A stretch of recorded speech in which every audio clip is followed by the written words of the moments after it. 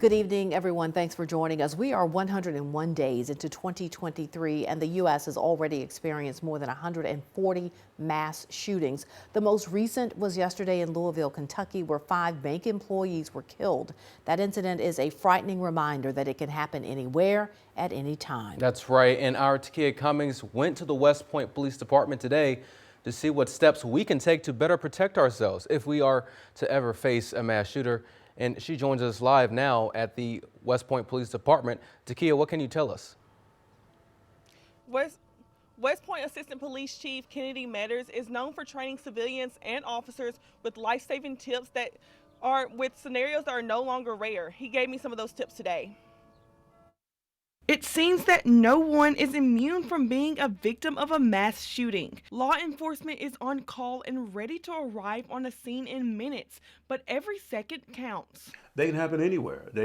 As you've seen, they happen in a bank, at a church.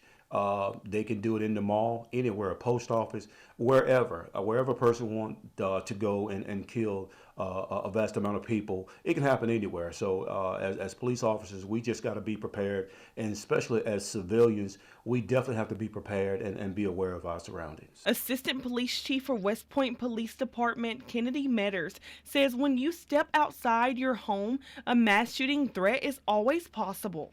It's not a matter of if, it's a matter of when.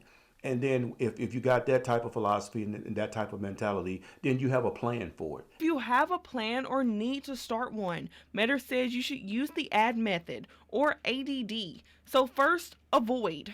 If someone walks into this police department and gets behind that secured door, then you got to get behind a locked door. You got to do your best to get behind a locked door or try to avoid the active shooter at all costs. If you can go out the back door and get as far away from this department as you can, then that's what you need to do. Then deny and defend. As you can, then that's what you need to do.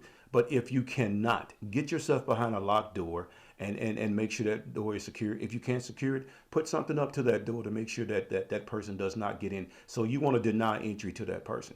But if you can't deny entry to that person and somehow that person gets into that room, then you want to do everything you can. I don't care what you have to do. Pick up anything you can to defend yourself and to make sure that if this person gets in here, I'm going to do what I need to do in order to live.